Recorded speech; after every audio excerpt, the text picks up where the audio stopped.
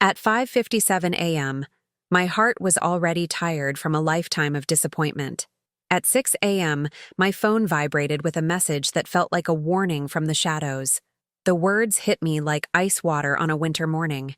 Today, I'm going to tell you something I never thought I would share. And if for even a second this feels familiar, I only ask that you like this video and subscribe. It will help me keep opening my heart. My name is Margaret, and at 73 years old, I thought I knew all the ways a family could break your spirit. I was wrong. That morning in Brooklyn, staring at my phone screen with trembling fingers, I realized I had been living in a prison built by the very people who were supposed to love me most. The message was from an unknown number. On your morning walk. Don't go with your son today. Trust me. 11 words that would save my life in ways I couldn't imagine. Every morning for the past 5 years, I had walked the same route through Prospect Park with my son Michael. Same time, same path, same ritual of pretending everything was normal. My worn-out sneakers knew every crack in the sidewalk, every uneven stone that could trip an old woman who was already falling apart inside. The coffee in my small Brooklyn apartment always smelled bitter, but I drank it anyway. It matched the taste that had settled in my mouth years ago when I first realized my family saw me as nothing more than a bank account with legs. The morning light filtered through my kitchen window, casting long shadows that reminded me of how alone I truly was. I sat there, phone in my weathered hands, reading those words over and over. Trust me. Ow! When was the last time someone had asked me to trust them and actually kept their word? My mind drifted to better times, when Michael was small and held my hand crossing these same Brooklyn streets. His laugh used to fill our old brownstone apartment, bouncing off walls that now only echoed with silence and broken promises. I could smell the fresh bagels from Goldman's Deli on the corner, hear the morning rush of neighbors heading to work, feel the warmth of hope that everything would turn out fine. But hope is a dangerous thing for an old woman who has been disappointed too many times. I remember the exact moment I realized my son saw me differently than I saw him. It was 3 years ago during Christmas dinner. Michael was counting bills at my kitchen table while I cooked for 12 people. The turkey was burning because nobody offered to help. And when I asked him to check the oven, he looked at me with cold eyes and said, "Mom, after dinner we need to talk about your expenses. You're getting careless with money." Careless with money. I had been supporting him, his wife, and their 2 children for 8 years. I paid his car insurance, his phone bill, covered his mortgage payments when he claimed business was slow. I bought school supplies for my grandchildren because their parents said they couldn't afford them. Yet I was careless with money. The turkey did burn that Christmas. Just like my faith in family love. This morning, reading that mysterious text, I felt something shift inside my chest. A warning from a stranger carried more concern for my well-being than I had received from my own flesh and blood in years. Michael was supposed to pick me up at 7:30. We would walk our usual route, past the playground where he used to swing as a boy, past the tennis courts where old men played their morning games, past the lake where ducks waited for breadcrumbs from visitors who still believed in simple kindness. But today felt different. The air was heavier, thick with the scent of rain and something else I couldn't name. Fear, maybe, or the metallic smell of change coming whether I wanted it or not. I thought about calling Michael to cancel, but what would I say? That a stranger had warned me against my own son? That my heart was telling me to listen to someone I had never met instead of the child I had raised? My fingers traced the edges of old photographs on my mantelpiece. Michael at 5 years old, gap-toothed and grinning. Michael graduating college, proud and promising to take care of me when I got old. Michael on his wedding day, whispering in my ear that I would always be his #1 girl. Lies have a way of looking beautiful in photographs. The clock ticked toward 7. I poured myself another cup of coffee and tried to steady my thoughts. My apartment felt smaller than usual, like the walls were closing in with each passing minute. The radiator knocked and hissed, a sound that had comforted me for decades, but now seemed like a countdown to something terrible. I had given everything to this family. Everything. When Michael lost his first job, I depleted my retirement savings to keep his family afloat. "Just until I get back on my feet, Mom," he promised.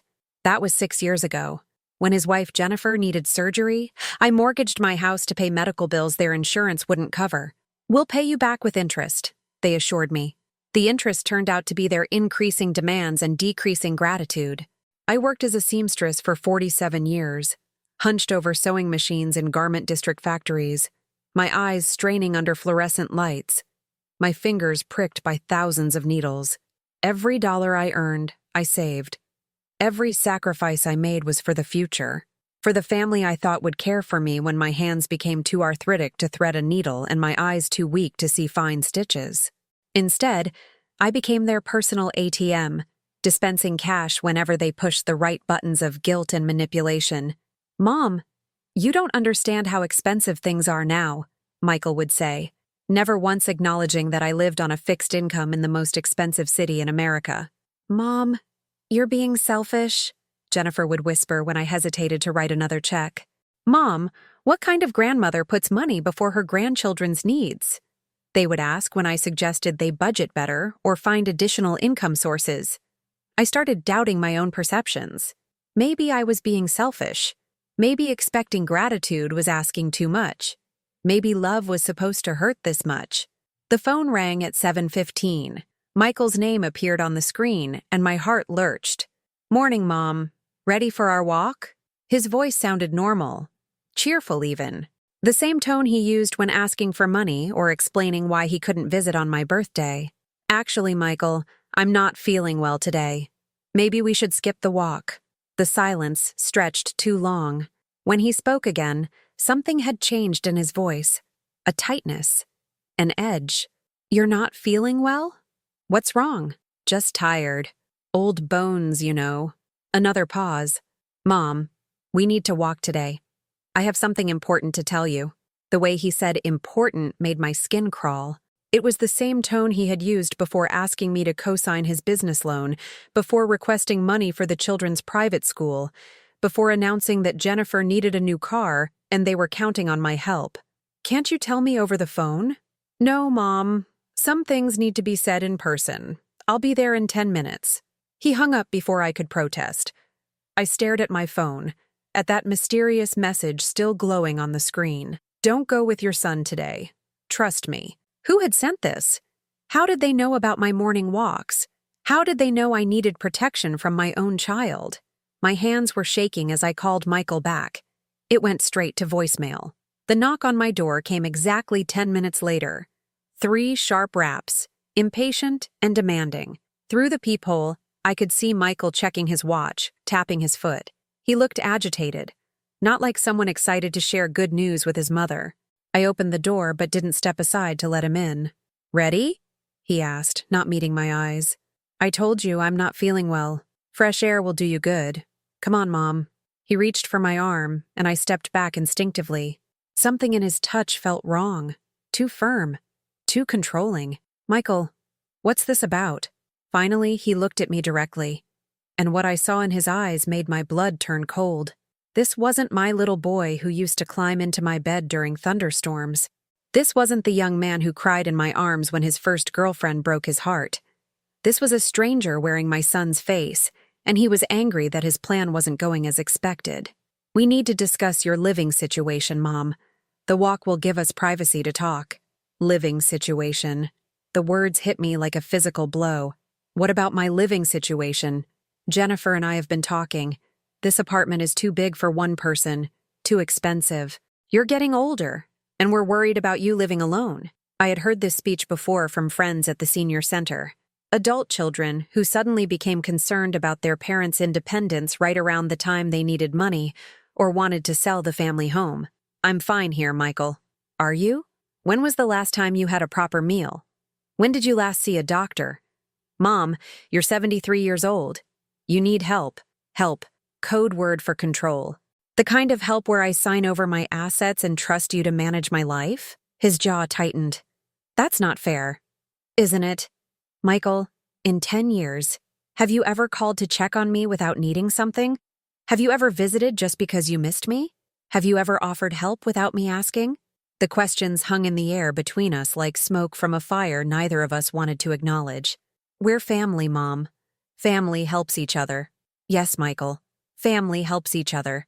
So where's my help? He shifted uncomfortably, glancing at his watch again. Whatever conversation he had planned for our walk was supposed to happen by now. Someone was waiting. Someone was expecting results. That's when it hit me. This wasn't just about my living situation. This was about something bigger. Something that required privacy and couldn't wait. Who were you meeting during our walk? The question caught him off guard. What? You keep checking your watch. You're nervous. You insisted we walk today specifically. Who were you supposed to meet? Nobody. Mom, you're being paranoid. But I could see the lie in his eyes. My son had never been good at deception, which made it hurt even more that he kept trying.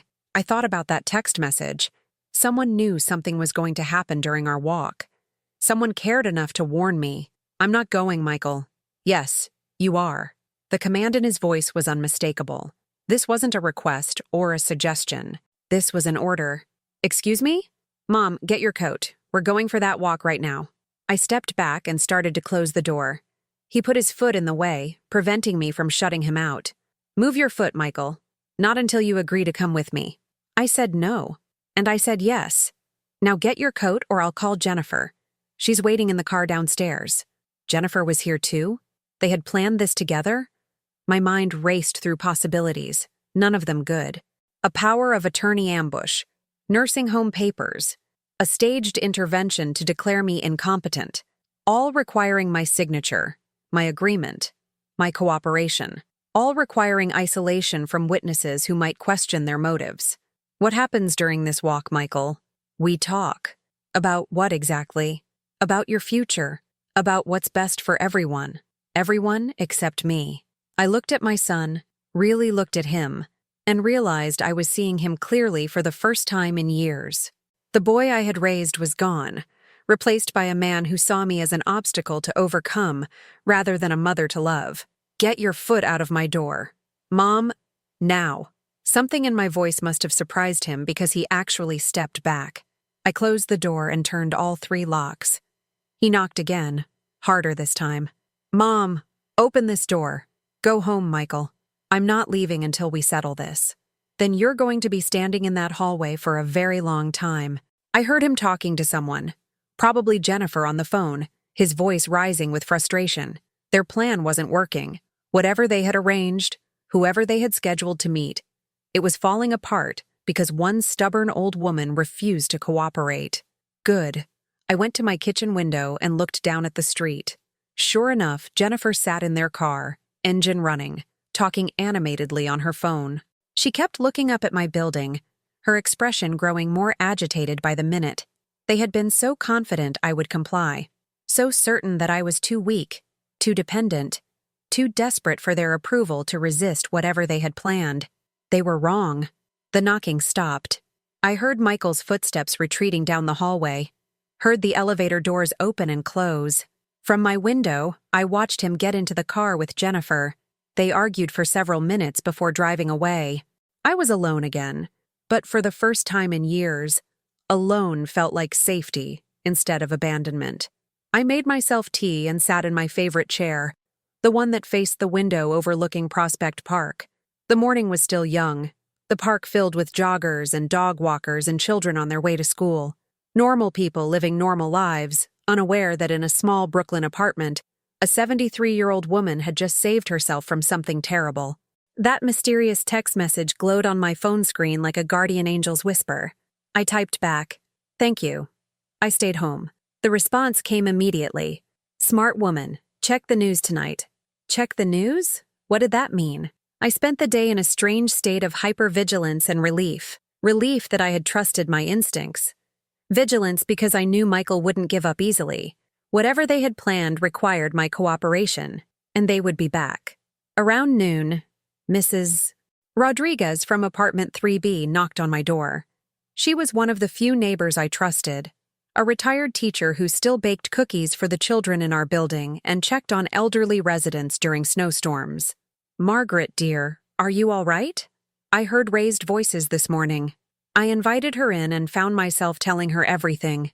About the text message, about Michael's insistence on our walk, about the feeling that something terrible had been avoided. Mrs. Rodriguez listened without judgment, nodding at the right moments, her kind eyes reflecting understanding that came from her own experiences with difficult family members. "You know, dear," she said when I finished, "my nephew works for the district attorney's office. Adult financial abuse cases.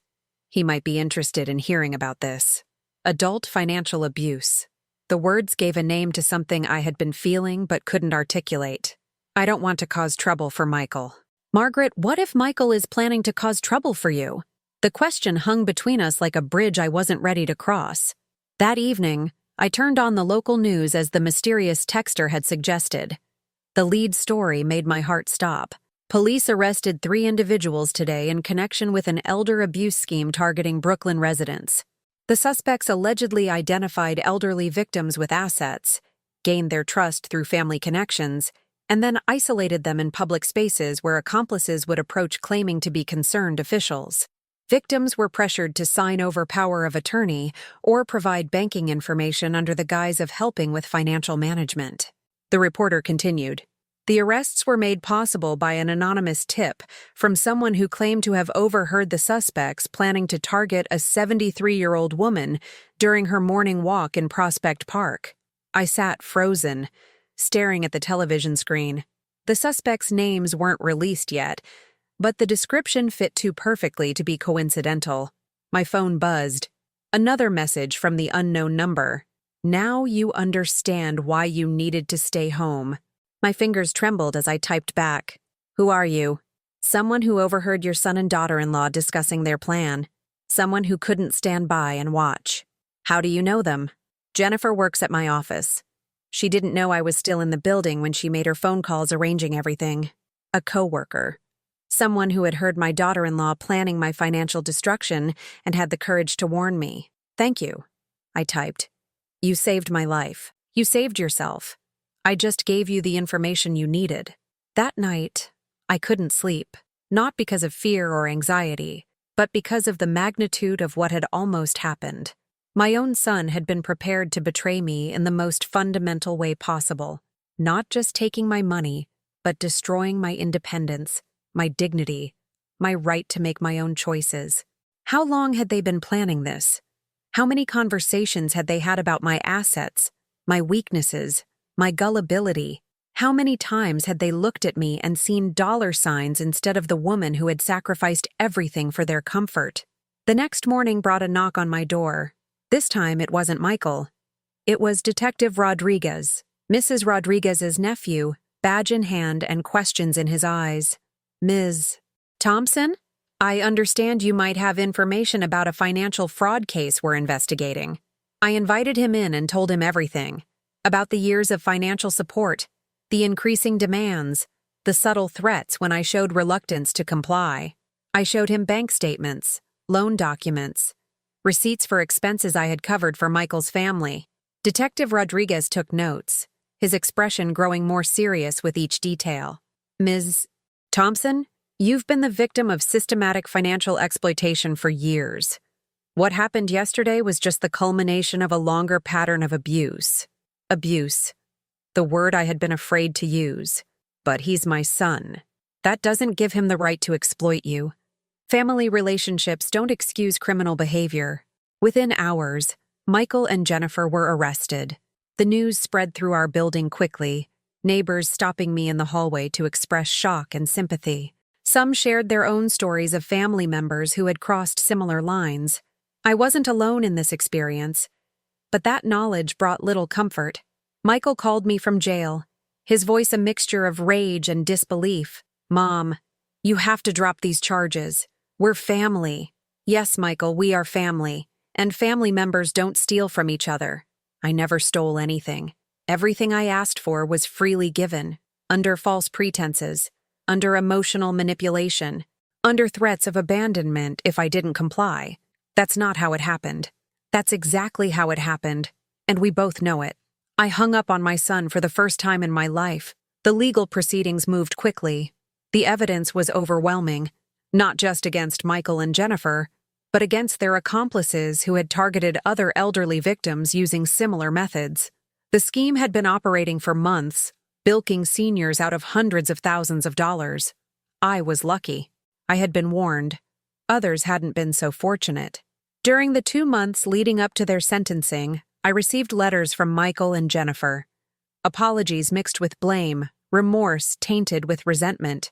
They were sorry they had been caught, not sorry they had betrayed me. Jennifer's letter was particularly revealing. You have to understand, Margaret. We were desperate. Michael's business was failing. The kids needed things. You have so much more than you need. It seemed fair. Fair. Taking everything I had worked for seemed fair to them. Michael's letters focused on our history. After everything you've done for me, how can you send me to prison? I'm your son.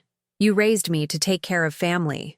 Yes, I had raised him to take care of family. I had failed to teach him that I was family too. The sentencing hearing was held on a cold February morning. I sat in the courtroom, watching my son and daughter-in-law learn their fate. Michael received 2 years in prison, Jennifer 18 months. Their accomplices received similar sentences. The judge addressed me directly. Ms. Thompson, I want you to know that your courage in reporting this crime has prevented these individuals from victimizing others. Your testimony will help protect other seniors from similar exploitation. Courage. I had never thought of it that way. It had felt more like survival. After the hearing, I walked out of that courthouse into the bright winter air and realized something profound had shifted inside me. For the first time in years, I felt truly free. Not free from responsibility or consequence, but free from the crushing weight of being seen as nothing more than a resource to be exploited by people who were supposed to love me. Mrs. Rodriguez had waited for me outside the courthouse. She linked her arm through mine as we walked to the subway. How do you feel, dear? Lighter, I said, surprised by the truth of it. Lighter and sadder and relieved all at once. That's exactly right. Grief and liberation often come packaged together. We rode the train back to Brooklyn in comfortable silence. Two women who understood that sometimes love requires letting go, and sometimes family members become strangers who happen to share your DNA. Back in my apartment, I looked around with new eyes. The space that had felt like a prison when Michael controlled my access to my own assets now felt like a sanctuary. My choices, my money, my life. I called the bank and changed all my passwords. I met with a financial advisor who helped me understand how much money I had actually lost over the years to Michael's requests. The number was staggering, enough to have secured my future comfort instead of funding their irresponsibility. But I was still here, still standing, still capable of making my own decisions. 3 months after the trial, I received a letter from Michael in prison. This one was different, shorter, less defensive. Mom, I've had time to think about what I did to you. I know saying sorry isn't enough, and I know I can't undo the damage. I want you to know that you were right to turn me in. I had become someone I don't recognize, someone who could hurt the person who loved me most. I don't expect forgiveness, but I want you to know I'm trying to become the son you deserved, instead of the man who betrayed you. I read the letter several times, looking for manipulation or hidden requests for money. I found none. Just the words of someone who might finally understand the magnitude of what he had done. I didn't write back immediately. Forgiveness isn't something you can rush, especially when the wound cuts as deep as betrayal by a child. Instead, I started focusing on rebuilding my life. I joined a support group for seniors who had experienced financial abuse. The stories were hauntingly similar. Children who saw their parents as piggy banks, spouses who diverted retirement funds, relatives who manipulated grief and loneliness into opportunities for theft.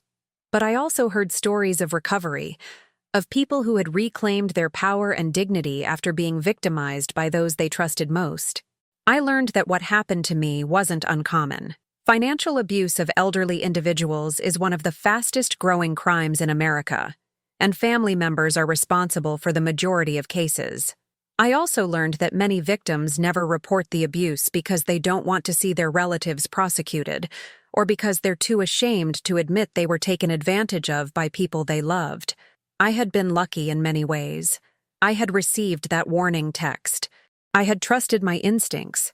I had a neighbor who cared enough to connect me with help.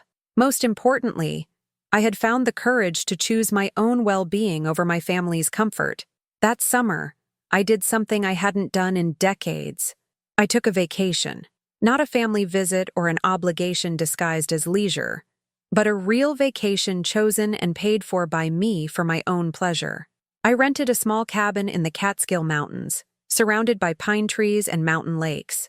For 2 weeks, I read books, painted watercolors, and walked forest trails where the only sounds were birdsong and wind through leaves. Nobody called asking for money. Nobody needed my help with emergencies that always seemed to coincide with their wants rather than genuine crises. Nobody made me feel guilty for spending my own money on my own happiness. It was the most peaceful 2 weeks I had experienced in years. When I returned to Brooklyn, my apartment felt different. Still mine, but no longer a fortress against family demands. Just a home where I lived by choice, not by default. I started volunteering at the senior center, helping other elderly individuals navigate financial decisions and recognize signs of exploitation. My experience, as painful as it had been, gave me insights that could help protect others. One Tuesday afternoon, while I was helping an 80-year-old man review suspicious bank charges that coincided with his grandson's visits, my phone buzzed with a familiar notification, a text from that same unknown number that had saved me months ago. "How are you doing, Margaret?" I smiled as I typed back. "I'm doing well. Really well. Thank you again for everything. I'm glad. You deserved better than what they were planning. Can I ask you something?" "Of course." "Why did you take the risk to warn me? You didn't know me." The response took several minutes to arrive. "My grandmother went through something similar with my uncle. Nobody warned her. She lost everything and spent her final years in a nursing home, funded by Medicaid, while my uncle lived in the house she had paid for. I couldn't let that happen to someone else when I had the power to prevent it." I sat in the senior center, surrounded by people who had become my chosen family, individuals bound not by blood, but by shared experiences and mutual care, and felt grateful for the unknown guardian angel who had saved me from my biological family's betrayal. That evening, I finally wrote back to Michael. Not a long letter, but a clear one. "Michael, I received your letter. I appreciate that you're taking responsibility for your actions. I hope you're using your time in prison to understand not just what you did wrong, but why you thought it was acceptable to harm someone who loved you. I don't know if our relationship can be repaired, but I'm open to the possibility if you can demonstrate genuine change through actions, not just words.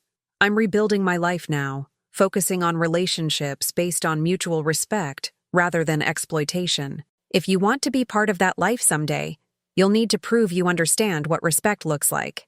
I mailed the letter and felt another weight lift from my shoulders. I had offered him a path back into my life, but on my terms, with my boundaries clearly defined. 6 months later, Michael was released from prison.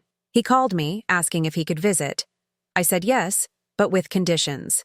1 hour, in a public place, with no discussion of money or living arrangements. We met at a coffee shop near Prospect Park, the same neighborhood where his scheme had been meant to unfold.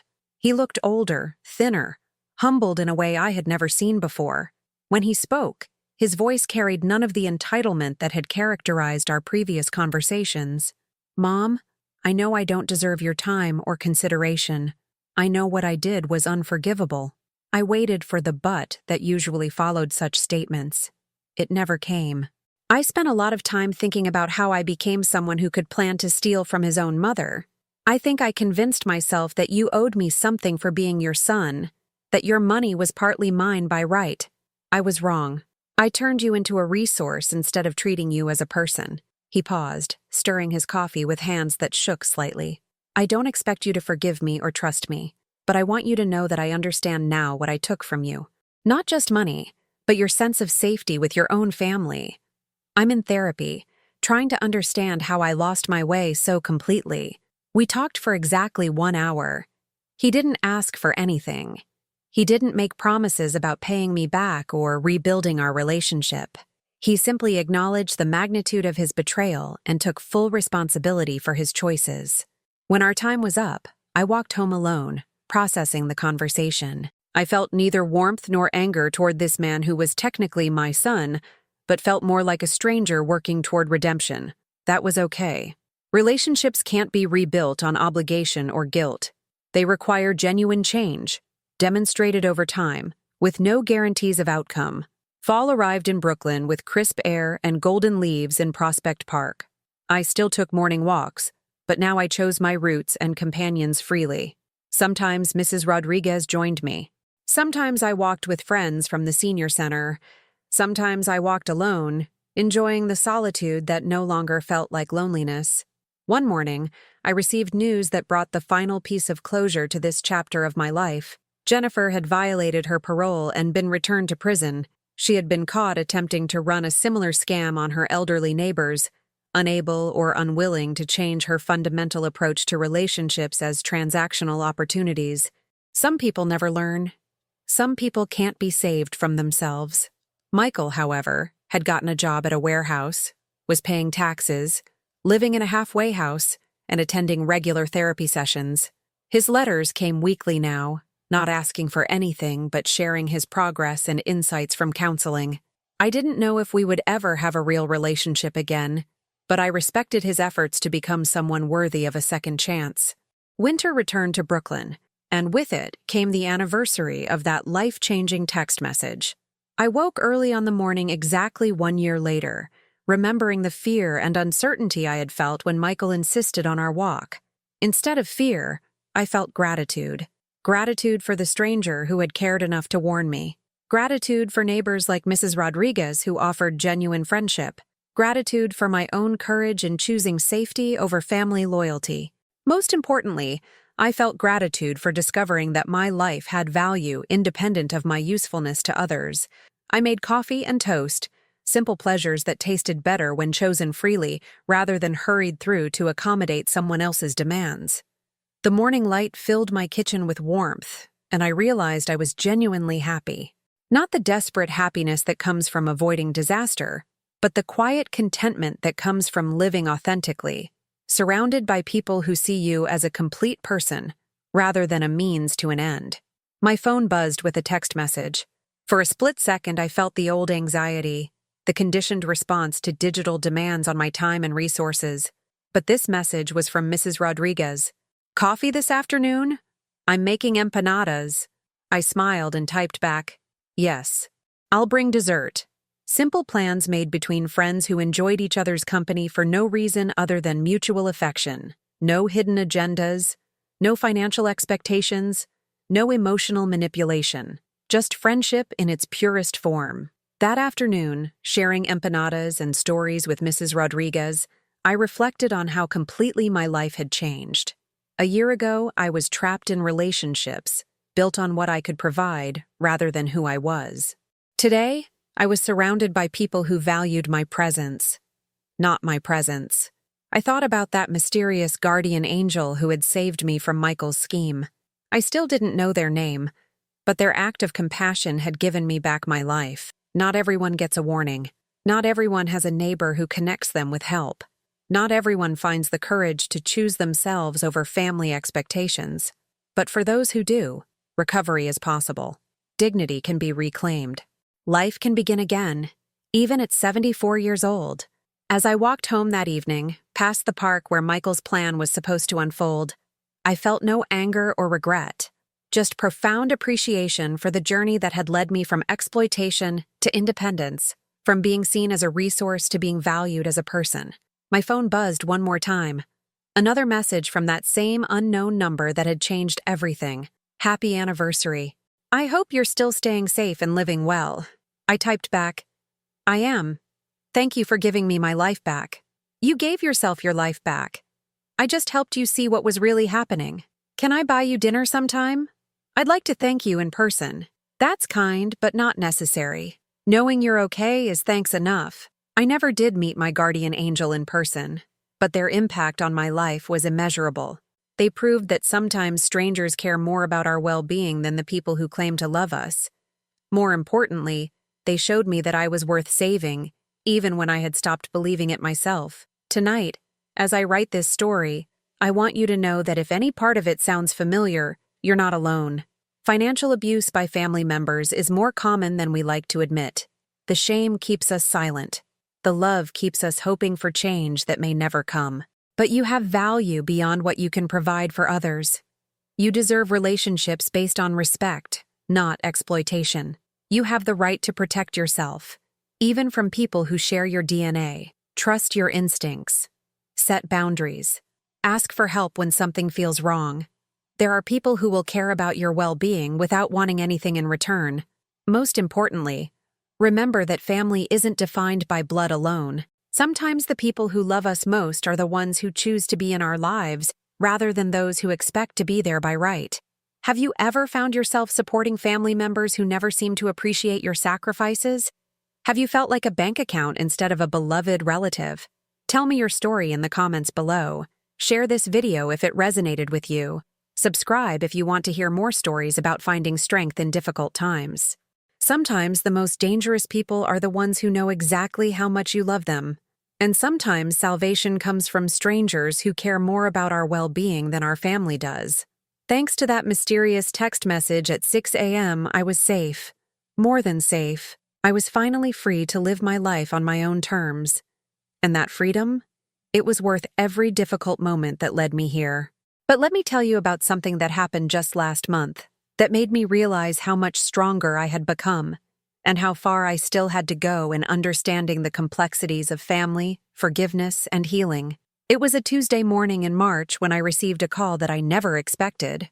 The voice on the other end was small, uncertain, and heartbreakingly familiar. "Grandma Margaret? It's Emma. Emma, Michael's oldest daughter. My granddaughter whom I hadn't spoken to in over 2 years, not since the trial that sent her parents to prison." I gripped the phone tighter, my heart racing as memories flooded back. Emma at 6 years old, helping me bake cookies in this same kitchen. Emma at 10, curled up next to me reading stories. Emma at 13, the last time I had seen her, looking confused and angry as police officers led her parents away in handcuffs. "Emma, sweetheart, how did you get my number?" "Dad gave it to me. He said you might want to hear from me, but I wasn't sure. I wasn't sure you'd want to talk to me after everything." The pain in her voice was unmistakable. This child thought I might reject her because of her parents' crimes. This 16-year-old girl believed she was somehow tainted by association with people who had betrayed me. "Emma, honey, I have wanted to talk to you every single day for 2 years. I just didn't know if I was allowed to, or if you would want to hear from me." The silence stretched between us, filled with 2 years of missed birthdays, unanswered questions, and love that had been tangled up with legal battles and family drama. "Grandma, I need to tell you something. About that morning when Dad wanted you to go on the walk." My blood went cold. "What about it, sweetheart?" I knew. I didn't know exactly what they were planning, but I knew something was wrong. Mom and Dad had been having these whispered conversations for weeks, and they kept talking about money and your apartment and how they were going to fix everything. The night before that walk, I heard Mom on the phone with someone, talking about papers and signatures and how they just needed to get you alone. I sat down heavily in my kitchen chair, the same chair where I had received that life-saving text message 2 years ago. "Oh, Emma, I wanted to call you. I wanted to warn you, but I was scared. I was scared they would find out, and I was scared you wouldn't believe me, and I was just a kid who didn't know what to do." The weight of her confession settled between us like a bridge made of pain and regret. This child had carried the burden of knowing her parents were planning to harm me, and she had carried it alone for 2 years. "Emma, you were 14 years old. You weren't responsible for your parents' choices, and you weren't responsible for protecting me from them. But I could have warned you. I should have done something. Someone did warn me, sweetheart. Someone who cared enough to step in when they saw what was happening." I told her about the mysterious text message, about the stranger who had saved me from her parents' scheme. As I spoke, I could hear her crying softly on the other end of the line. "I'm so sorry, Grandma. I'm so sorry for what they did to you. And I'm sorry I didn't try to stop them." "Emma, listen to me very carefully. You have nothing to apologize for. Nothing. Your parents made their choices as adults. You were their child, not their conscience. The fact that you felt conflicted about their plan shows that you have a good heart, but you were never responsible for their actions." We talked for over an hour that morning. Emma told me about the past 2 years, living with Michael's sister in New Jersey, changing schools, dealing with the shame and confusion of having parents in prison. She told me about the kids at school who whispered about her family, the teachers who looked at her with pity, the constant feeling that she was somehow damaged by association, but she also told me about the small triumphs. Good grades despite everything, a part-time job at a local bookstore, a guidance counselor who had become a mentor, small acts of resilience that showed she was building a life separate from her parents' mistakes. Grandma, can I ask you something? Of course, sweetheart. Do you hate my parents? Do you hate my dad? The question I had been avoiding for 2 years, even in my own thoughts. Did I hate the son who had planned my destruction? Did I hate the woman who had seen me as nothing more than an obstacle to overcome? Emma, I don't hate your parents, but I also can't pretend that what they did wasn't deeply hurtful and wrong. I'm angry about the betrayal. I'm sad about the relationship we lost. But hate? No, I don't think I hate them. Dad says he writes to you sometimes. He does. Do you write back? Sometimes. When he writes something that shows genuine understanding of what he did wrong, I respond. When he makes excuses or asks for things, I don't. Emma was quiet for a moment, processing this information. He's different now. When he calls me, he sounds smaller somehow, like he's finally understanding how much he hurt people. People can change, Emma, but change has to be demonstrated through consistent actions over time, not just words. Do you think we could see each other sometime? I know it might be complicated because of everything that happened, but I miss you. I miss our talks and your cookies and the way you always listened to me like what I had to say was important. The longing in her voice broke something open in my chest. This girl was as much a victim of her parents' choices as I was, maybe more so. She had lost her grandparents, her stability, her sense of family safety, all because the adults in her life had prioritized money over relationships. I would love to see you, Emma, but I want to make sure we do it in a way that feels safe and appropriate for everyone involved. We made plans to meet the following Saturday at a neutral location, a small cafe in Manhattan, halfway between Brooklyn and New Jersey. I suggested she bring her aunt if that would make her more comfortable, but Emma said she wanted to see me alone first. The days leading up to our meeting were filled with anticipation, anxiety, and hope. I found myself thinking about Emma constantly, remembering the little girl who used to spend weekends with me, wondering who she had become in the aftermath of her family's implosion.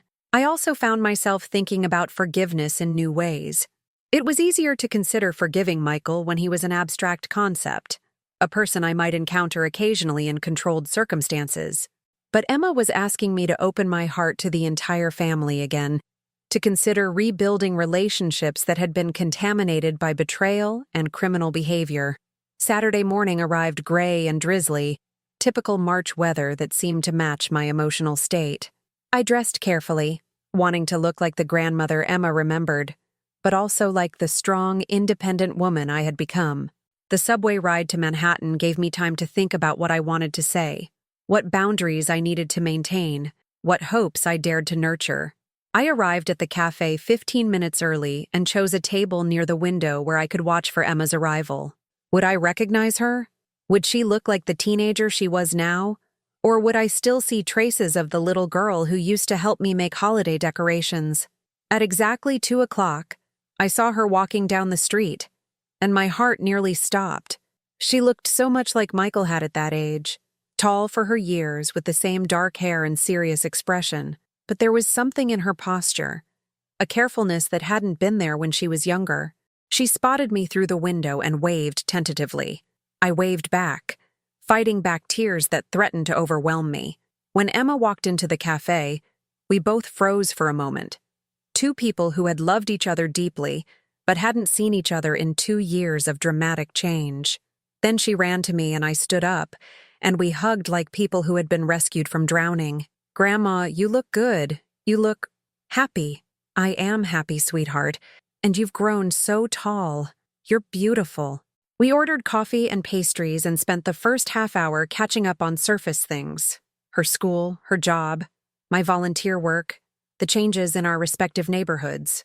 Safe topics that allowed us to remember how to be together without addressing the elephant in the room. But eventually, Emma brought up what we were both thinking about.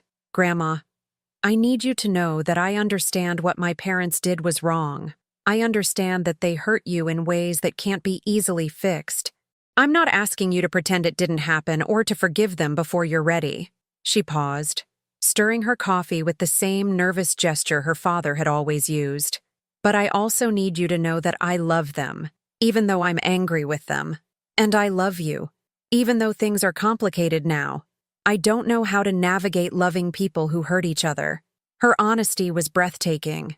This 16-year-old girl had articulated something many adults struggle to understand, that love doesn't automatically excuse harm, but it also doesn't disappear just because people do terrible things. Emma, one of the hardest lessons I've learned in the past 2 years is that love and trust are different things. I can love someone and still protect myself from them. I can care about someone's well-being without accepting their presence in my daily life. Is that how you feel about my dad? Yes, I think it is. I love the little boy he used to be. I'm sad about the man he became. I hope he can grow into someone better. But I can't pretend that our relationship hasn't been fundamentally changed by his choices. And how do you feel about me? The question that mattered most, asked with the vulnerability only a teenager can manage. Emma, I love you completely and without reservation. What your parents did has nothing to do with who you are or how I feel about you.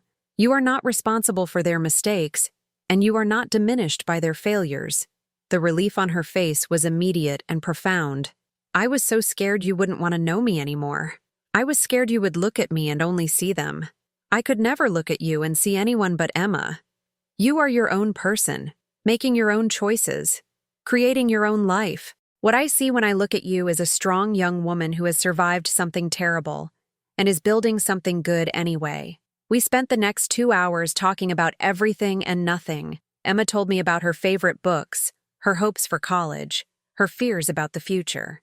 I told her about my support group, my volunteer work, the small daily pleasures that had helped me rebuild my life. When it was time to leave, we made plans to see each other again in 2 weeks. This time, Emma's younger brother James would join us, another grandchild I hadn't seen since the arrests. Walking home that evening, I realized something important had shifted in my understanding of what family could mean. Emma hadn't asked me to forgive her parents or welcome them back into my life. She had simply asked me to love her as she was, where she was, without requiring her to choose sides in a conflict she hadn't created. That seemed possible. More than possible. It seemed necessary. Over the following months, I slowly rebuilt relationships with both of my grandchildren. Emma and James were dealing with their own complicated feelings about their parents, their situation, and their future. But they were also just teenagers trying to figure out who they wanted to become. I discovered that I could be their grandmother without being their parents' mother. I could offer them love, support, and stability without compromising my own boundaries or safety. Jennifer was released from prison that spring and immediately began pressuring Emma and James to convince me to reconcile with the family. She called me directly several times, each conversation following the same pattern. Apologies followed by excuses, responsibility mixed with blame, requests for forgiveness packaged with subtle threats of losing access to my grandchildren. I learned to recognize the manipulation for what it was and to respond accordingly. Jennifer, I'm glad you're out of prison and hope you're building a better life. But my relationship with Emma and James is separate from any relationship I might or might not have with you and Michael. If you try to use the children as leverage to pressure me into anything, you'll lose my respect entirely and potentially damage your own relationship with them. The conversation stopped after that. Michael's release came 6 months later. He called me on his first day out, and we had what might have been the most honest conversation we'd ever had. Mom, I know I have no right to expect anything from you. I know that trust, once broken the way I broke it, might never be repaired. I'm not calling to ask for forgiveness or reconciliation. I'm calling to tell you that I take full responsibility for what I did, and I understand why you can't have me in your life right now. He paused, and when he continued, his voice was steady but sad. I also want you to know that I support your relationship with Emma and James, even if it has to be separate from any relationship with me. They need you in their lives, and you deserve to know the amazing people they're becoming. I won't interfere with that, and I won't ask them to choose between us. Thank you, Michael. That means more to me than you might realize. Mom, I know I can't undo what I did, but I want you to know that I understand now that you were never my bank account or my safety net, or my problem to solve. You were my mother, and you deserved better from me. It wasn't forgiveness, but it was acknowledgement. It wasn't reconciliation, but it was respect. It was enough for now to keep the door open to possibility while maintaining the boundaries I needed to feel safe. That fall, on the second anniversary of the text message that changed my life, I woke up feeling something I hadn't expected: peace. Not the peace that comes from resolution, but the peace that comes from acceptance. I had learned that family relationships don't have to be all or nothing. I could love my son while protecting myself from him. I could maintain a relationship with my grandchildren without pretending their parents hadn't hurt me. I could forgive without forgetting, care without enabling, hope without being naive. Most importantly, I had learned that my worth as a person wasn't determined by my usefulness to others, and my right to safety wasn't negated by family obligations. I made coffee that morning and sat in my favorite chair, watching the sunrise paint the Brooklyn sky in shades of gold and pink. My phone sat quiet on the table beside me. No demands, no emergencies, no guilt trips disguised as requests for help. Just silence and possibility, and the knowledge that I had survived something that could have destroyed me and emerged stronger, wiser, and more capable of genuine love than I had been before. Emma called me that afternoon. "Grandma, James and I want to take you out to dinner tomorrow night. Somewhere nice to celebrate you." "Celebrate me? What's the occasion?" "No occasion. We just want to celebrate you for being you. For being strong enough to protect yourself when you needed to. For being generous enough to love us even when it was complicated. For showing us what it looks like to choose yourself without becoming bitter or closed off." As I hung up the phone, I realized that Emma had articulated something I was still learning to understand about myself. I had protected myself, but I hadn't become hard. I had set boundaries, but I hadn't closed my heart. I had chosen my own well-being, but I hadn't given up on love. That evening, I received one final text from my mysterious guardian angel. "I saw in the news that your son was released from prison. I hope you're continuing to stay safe and make choices that honor your own well-being." I typed back, "I am. And I want you to know that your warning didn't just save me from one terrible day. It saved me from a lifetime of accepting treatment that diminished my worth. Thank you for helping me remember that I deserve better. We all deserve better. I'm glad you found your way to believing that about yourself." Tonight, as I finish writing this story, I want to leave you with the most important thing I've learned. You are not required to sacrifice your safety, dignity, or financial security for anyone. Not even family members who claim to love you. You are not selfish for setting boundaries. You are not cruel for protecting yourself from people who see you as a resource rather than a person. But you also don't have to become bitter or closed off to protect yourself. You can maintain your capacity for love while refusing to accept mistreatment. You can hope for people to change while not depending on that change for your own well-being. If someone in your life makes you feel like a bank account instead of a beloved person, trust that feeling. If family members only contact you when they need something, pay attention to that pattern. If people in your life get angry when you set boundaries around your time, money, or energy, notice what that anger reveals about their true priorities. And remember, sometimes the people who save us aren't the ones we expect. Sometimes a stranger cares more about our well-being than our own family. Sometimes protection comes from unlikely sources, and healing happens in ways we never imagined possible. That text message at 6 a.m. saved my life. But not just because it prevented one terrible morning. It saved my life because it reminded me that I was worth saving. Even when the people closest to me had forgotten that truth, you are worth saving too. Your safety matters. Your dignity matters. Your right to live without exploitation matters. Regardless of what anyone else tells you about family obligation or unconditional love, take care of yourself the way you would take care of someone you truly loved. Set boundaries the way you would for someone whose well-being actually mattered to you. Protect your resources the way you would guard something precious and irreplaceable. Because that's exactly what you are. Precious and irreplaceable, worthy of protection, deserving of genuine love that doesn't come with hidden price tags or impossible conditions. Thanks to that guardian angel's warning, I'm finally living a life built on that foundation. And 2 years later, Surrounded by people who value me for who I am rather than what I can provide, I can honestly say it was worth every difficult step that brought me here. Have you experienced something similar in your own family? Have you found yourself questioning whether love should feel this costly? Share your story with others who understand. Sometimes the most powerful thing we can do is break the silence that keeps us isolated in our pain. And if you're currently in a situation where family members are pressuring you to make financial or legal decisions that feel wrong, trust those instincts. Seek help from people who have no financial interest in your choices. Remember that legitimate requests don't require isolation, secrecy, or pressure tactics. You deserve better than exploitation disguised as love. You deserve relationships built on genuine care rather than calculated advantage. You deserve to feel safe in your own life, even if that means disappointing people who thought they could count on your compliance forever. That mysterious text message gave me permission to protect myself.